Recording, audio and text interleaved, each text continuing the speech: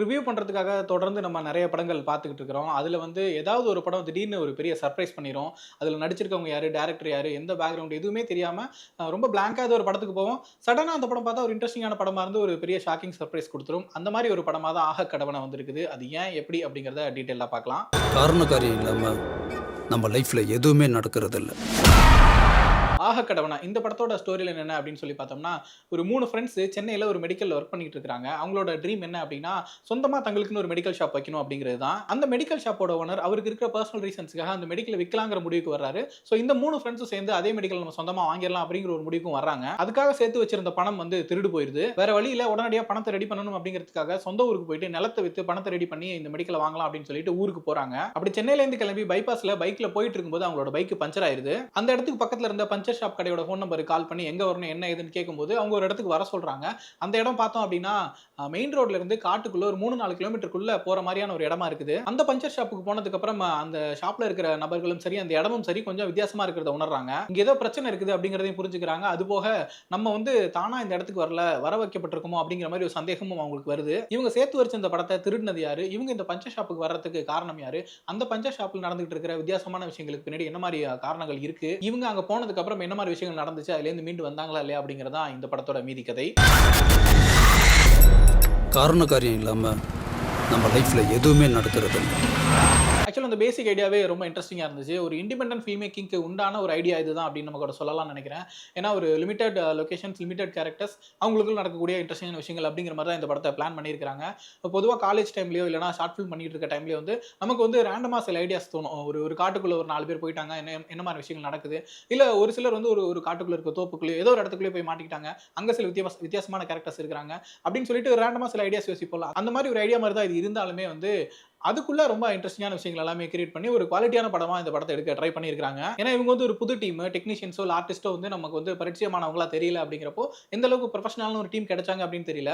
But இருக்க team வச்சுக்கிட்டு ரொம்ப ரொம்ப ப்ரொஃபஷனலா ஒரு படத்தை எடுக்க ட்ரை பண்ணியிருக்காங்க. எனக்கு இந்த படத்துல ரொம்ப பிடிச்ச இந்த விஷயம் வந்து ரொம்ப இயல்பா யதார்த்தமா இந்த படம் நகர்ந்து போனாலும் படம் முழுக்கவே ஒரு இன்டென்சிட்டி இருந்துகிட்டே இருந்துச்சு. எப்ப வேணா என்ன வேணா நடக்கலாம், யார் வேணா பிரச்சனைக்குரிய நபரா இருக்கலாம் அப்படிங்கிற மாதிரியான ஒரு ஒரு இன்டென்சிட்டி இந்த படம் முழுக்கவே இருந்தது வந்து இந்த படத்தோட எக்ஸ்பீரியன்ஸ் வந்து இன்ட்ரெஸ்டிங்கா மாத்திருக்குன்னு சொல்லலாம். ஃபர்ஸ்ட் இந்த 3 கேரக்டர்ஸ் பத்தி பார்க்கலாம். 3 ஃப்ரெண்ட்ஸ் சென்னையில ஒரு மெடிக்கல் ஷாப்ல வேலை செஞ்சுட்டு இருக்காங்க. ஒரு மிடில் கிளாஸ் பசங்க தான். எப்படியாச்சும் ஒரு சொந்தமா மெடிக்கல் ஷாப் வச்சு லைஃப்ல அடுத்த கட்டத்துக்கு போகணும் அப்படின்னு ஆசைப்பட்டு இருக்கக்கூடிய எல்லாரும் மாதிரியான ஒரு 3 பசங்க தான். அவங்களோட கேரக்டரைசேஷனும் சரி, அவங்களோட அந்த காஸ்டிங்கும் சரி, 3 பேருமே ரொம்ப அற்புதமா நடிச்சிருக்காங்க. ஃபர்ஸ்ட் ஆஃப் ஆல் அவங்க லுக்காவே வந்து ரொம்ப ஃப்ரெஷ்ஷா இருக்காங்க. நம்ம சினிமால பார்த்து பழக்கப்படாத முகங்களா இருக்காங்க. நம்மள ஒருத்தர், நம்ம ஃப்ரெண்ட்ஸ்ல ஒருத்தர் அப்படிங்கிற மாதிரி பார்க்கும்போதே நம்ம கனெக்ட் ஆகுறதுனால அந்த கேரக்டர்ஸ் கூட ஒன்றி நம்மளால இந்த படத்தை பார்க்க முடியுது. அடுத்து அந்த பஞ்சர் ஷாப் பத்தி பார்க்கலாம். அந்த பஞ்சர் ஷாப்க்கு போற இடமே வந்து ரொம்ப இன்ட்ரெஸ்டிங்கா இருந்துச்சு. ஒரு பைபாஸ் ஹைவேல இருந்து ஒரு 3-4 கிலோமீட்டருக்கு மேல மண் ரோட்ல போனோம். அங்க ஒரு அந்த ஒரு டாடா ஏஸ் மாதிரியான ஒரு வண்டி வருது, ஆட்டோ மாதிரி. அதுல அந்த பைக்கை ஏத்திக்கிட்டு உள்ள கொண்டுட்டு போறாங்கன்றப்ப அந்த போற பாதையே வந்து ரொம்ப சுவாரஸ்யமா இருந்துச்சு. லெஃப்ட்ல ஒரு மண் ரோடு போவான். அதுல பூந்து உள்ள வந்தீங்கன்னா கடைக்கு வந்துடலாம். வேற எங்கேயும் போயிடாதீங்க. 10 கிலோமீட்டருக்கு பஞ்சர் கடையே கிடையாது. நிறைய மிஸ்ட்ரிஸ் இருக்கக்கூடிய ஒரு இடம் மாதிரியுமே நமக்கு அது தெரிஞ்சிச்சு. அதுக்கப்புறமா காட்டுக்குள்ள இருக்கக்கூடிய ஒரு பஞ்சர் ஷாப், அந்த லொகேஷனே ரொம்ப சூப்பரா இருந்துச்சு.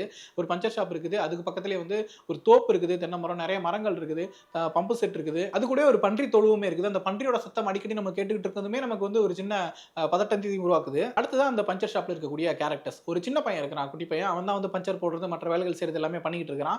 அவனோட கேரக்டரும் சரி, பெர்ஃபார்மன்ஸ் சரி ரொம்பவே சூப்பரா இருந்துச்சு. அந்த பையன் இதுக்கு முன்னாடி கூட ஏதோ படங்கள்ல பார்த்த மாதிரி ஞாபகம் இருக்கு, நடிச்சிருக்காப்ல என்னன்னு தெரியல. ரொம்ப ரொம்ப சூப்பரா நடிச்சிருக்காரு. ரொம்ப யதார்த்தமா இயல்பா அவரோட நடிப்பு ரொம்பவே அட்டகாசமா இருந்துச்சு. மோரோவர் அவரோட கேரக்டருக்குள்ள இருக்க இன்னசென்ஸுமே இந்த படத்துக்குள்ள ஒரு முக்கியமான எலிமெண்டா இருக்குன்னு நினைக்கிறேன்.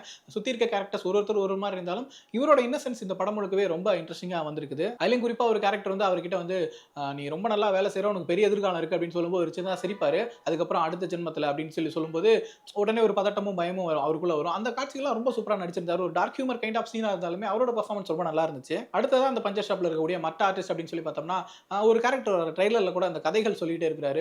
கோழி ஏன் தெரியுமா வந்து மண்ணை தோண்டிக்கிட்டே இருக்குது, நாய் ஏன் தெரியுமா வந்து காலை தூக்கி வச்சுட்டு கடிச்சிட்டுன்னு சொல்லிட்டு சில கதைகள் சொல்லிட்டே இருக்க மாதிரியான ஒரு கேரக்டர். அவரோட கேரக்டர் அட்டகாசமா இருந்துச்சு. மோரோவரோட பெர்ஃபார்மன்ஸுமே அவர் எங்கேயும் பார்த்திருக்கமா என்னன்னு தெரியல, ரொம்ப கான்ஃபிடென்ட்டா ரொம்ப சூப்பரா அந்த கேரக்டர் ஹோல்ட் பண்ணி சூப்பரா பெர்ஃபார்ம் பண்ணியிருக்காரு. அதே போல அதே இடத்துல நெகட்டிவ் ஷோடோட வரக்கூடிய 2 கேரக்டர்ஸ் வராங்க. ஃபர்ஸ்ட் ஒரு மெயின் வில்லன் மாதிரியான ஒருத்தர் வராரு. அவரோட லுக்கே ரொம்ப இன்ட்ரெஸ்டிங்கா இருந்துச்சு.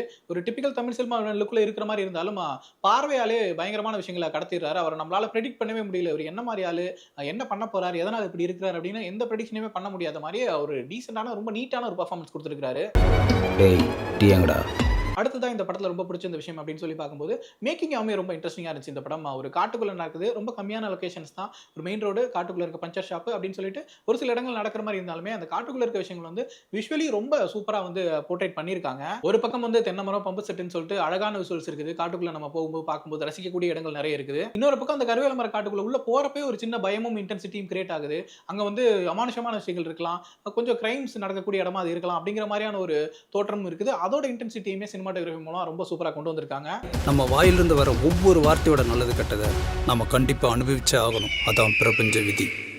அதே போல எடிட்டிங்லயுமே ரொம்ப லென்த்தியா நடக்க வேண்டிய ஒரு சில விஷயங்கள் வந்து ஜம்ப் கட்ஸ் மூலமா ஒரு இன்ட்ரெஸ்டிங்கான வந்து விஷுவலை கிரியேட் பண்ணியிருக்காங்க. இதெல்லாம் தாண்டி டெக்னிக்கலி எனக்கு ரொம்ப ரொம்ப பிடிச்ச விஷயம் அப்படின்னு சொல்லணும்னா மியூசிக் தான். இந்த படத்துக்கு வந்து மியூசிக் ரொம்ப ரொம்ப பெரிய பலமா அமைஞ்சிருக்குது. ஒரு இண்டிபெண்டன்ட் ஃபில்ம் மேக்கிங் டைப்ல எடுக்கப்பட்டிருக்கக்கூடிய ஒரு படத்துக்கு வந்து இந்த மாதிரியான ரொம்ப ஸ்டாண்டர்டான மியூசிக் வந்து ஒரு பெரிய வேல்யூ ஆட் பண்ணுதுன்னு நினைக்கிறேன். இந்த படத்தோட வாட்சிங் எக்ஸ்பீரியன்ஸே வந்து நிச்சயமா மியூசிக் தான் மாத்தி இருக்குன்னு சொல்லணும். இந்த வகையில மியூசிக் டைரக்டர் சாந்தன் அவர்களுக்கு நம்மளோட வாழ்த்துக்களை சொல்லிக்கலாம். அதே போல சினிமாட்டோகிராஃபர் லியோ வி ராஜா, எடிட்டர் சுமித் பாண்டியன், பகுமேஷ் தாஸ், அவங்க ரெண்டு பேரோட ஒர்க்குமே ரொம்ப இன்ட்ரெஸ்டிங்கா வந்திருக்குது. அவங்களுக்குமே நம்மளோட வாழ்த்துக்களை சொல்லிக்கலாம். அடுத்ததா இந்த படம் பேசக்கூடிய சில விஷயங்கள்ல ஒரு கிரைம் வேர்ல்டுக்குள்ள இருக்கிற மாதிரியான ஒரு போர்ட்ரேல் இருந்தாலுமே அதுக்குள்ள வந்து பிலாசபிக்கலா சில விஷயங்களை கொண்டு வந்து ரொம்பவே இன்ட்ரெஸ்டிங்கா இருந்துச்சு. பிரபஞ்ச விதி அப்படின்னு சொல்லிட்டு ஒரு கான்செப்டை பத்தி பேசிட்டு இருக்காங்க. இந்த இடத்துல இது இப்படிதான் நடக்கணும்னா அப்படிதான் நடக்கும் அப்படின்னு அவங்க சொல்லக்கூடிய விஷயங்களா இருக்கட்டும், அல்லது நம்ம ஒரு நல்ல விஷயம் செஞ்சிருந்தா நமக்கு நல்லதுதான் திரும்ப நடக்கும், கெட்டது பண்ணிருந்தா கெட்டதுதான் திரும்ப நடக்கும் அப்படிங்கிற மாதிரி விஷயங்களா இருக்கட்டும். நம்ம சொல்லக்கூடிய ஒரு வார்த்தைக்கு பின்னாடி பெரிய வேல்யூ இருக்கு, பெரிய பவர் இருக்கு. அந்த வார்த்தையினால நமக்கு நிறைய நல்ல விஷயங்களோ இல்ல கெட்ட விஷயங்களோ நடக்கலாம் அப்படிங்கிற மாதிரியான ஒரு கான்செப்டும் இருக்குது. அந்த மாதிரி விஷயங்களை ரொம்ப பிரீச்சியா இல்லாம ரொம்ப வந்து ஒரு லேயர்டா இந்த படத்துக்குள்ள வச்சிருந்தது ரொம்பவே நல்லா இருந்துச்சு. ஒரு அந்த விஷயங்கள் ரிவீல் ஆகக்கூடிய இடமும் வந்து ரொம்ப செயற்கையா இல்லாம, ரொம்ப ஃபோர்ஸ்டா இல்லாம, ரொம்ப ஆர்கானிக்கா இந்த படத்துக்குள்ள வந்திருந்தது இந்த படத்துக்கு மிகப்பெரிய பலமா அமைஞ்சிருக்கு. அடுத்து இந்த படத்துல என்னென்ன விஷயங்கள் கொஞ்சம் பெட்டரா இருந்திருக்கலாம் அப்படின்னு சொல்லி யோசிக்கும் போது நிச்சயமா சின்ன சின்ன குறைகள் இந்த படத்துல இருக்க தான் செய்யுது. படத்தோட ஆரம்பத்துல அந்த 3 கேரக்டர்ஸ் பத்தி வரக்கூடிய எஸ்டாப்ளிஷ்மெண்ட்ஸ், இவங்க 3 பேர் யாரு, எப்படி ஃப்ரெண்ட்ஸ் ஆனாங்க, எங்க வேலை செஞ்சுட்டு இருக்காங்க, அவங்களோட பேக்ரவுண்ட் என்ன அப்படிங்கிற மாதிரி வாய்ஸ் ஓவர்ல சொல்லிட்டு ஒரு அனிமி அல்லது கார்ட்டூன் இமேஜஸ் வர மாதிரியான ஒரு போர்ட்ரேல் ஒன்று இருக்குது. அந்த கேரக்டர் எஸ்டாப்ளிஷ்மெண்ட் வந்து அவ்வளவு தூரம் தேவையில்லையோ அப்படிங்கிற மாதிரியும் தோணுச்சு. டைரக்டாவே படத்தை ஆரம்பிச்சு ஒரு சீன்சஸ் மூலமா அந்த கேரக்டர் எஸ்டாப்ளிஷ் பண்ணியிருக்கலாம் அவங்களுக்குள்ள இருக்க பாண்ட் பத்தி அப்படிங்கிற மாதிரியும் தோணுச்சு. பட் ஸ்டில் அவங்களுக்கு ஒரு சின்ன பயம் இருந்திருக்கும்னு நினைக்கிறேன். கேரக்டர்ஸை கொஞ்சம் ப்ராப்பரா அறிமுகப்படுத்திட்டு படத்துக்குள்ள போனா தான் கனெக்ட் ஆகும் அப்படிங்கிற மாதிரி ஒரு எண்ணம் இருந்திருக்கும்னு நினைக்கிறேன். பட் அது ஒரு பெரிய விமர்சனமா சொல்ல தேவையில்ல. அடுத்ததா ஃபர்ஸ்ட் ஹாஃப்ல அங்கங்க கொஞ்சம் ஸ்லோவா போற மாதிரியான ஒரு சின்ன ஃபீல் இருந்துச்சு. அது இன்னும் கொஞ்சம் பெட்டரான சீன்சஸ் மூலமா எங்கேஜிங்கா மாத்தி இருந்திருக்கலாங்கிற மாதிரியும் தோணுச்சு. அதே போல செகண்ட் ஹாஃப்ல அந்த பிரபஞ்ச விதி அந்த மாதிரி விஷயங்கள்ல வரக்கூடிய டயலாக்ஸ் வந்து இன்னும் கொஞ்சம் ஆர்கானிக்கா இருந்திருக்கலாமோ அப்படிங்கிற மாதிரி தோணுச்சு.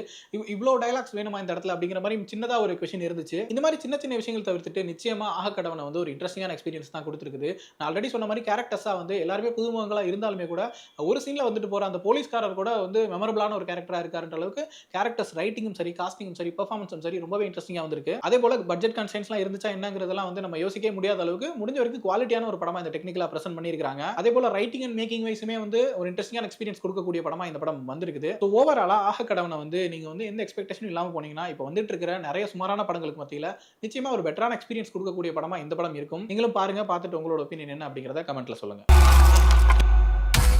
முன்னாடியே சொன்னேன்ல, காரண காரியம் இல்லாமல் நம்ம லைஃப்பில் எதுவுமே நடக்கிறது இல்லை.